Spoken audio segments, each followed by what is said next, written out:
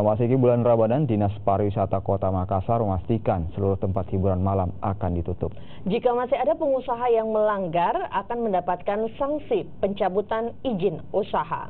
Dinas Pariwisata mengeluarkan surat edaran bagi para pengusaha THM tentang perda penutupan tempat hiburan malam selama bulan Ramadan.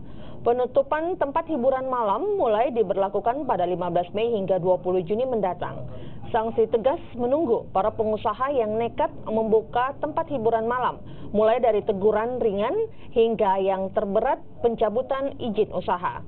Untuk mengantisipasi pengusaha nakal, Dinas Pariwisata telah bersinergi dengan aparat kepolisian, Satpol PP, dan Asosiasi Usaha Tempat Hiburan Malam Kota Makassar.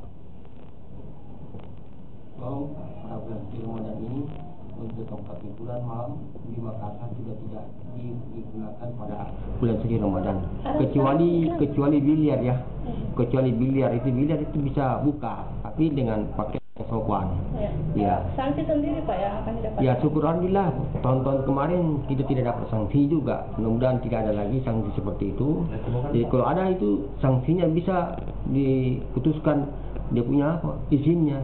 Jadi kalau tidak dapat, tidak ada, kemudian dibuka. Tidak terlalu demonstratif.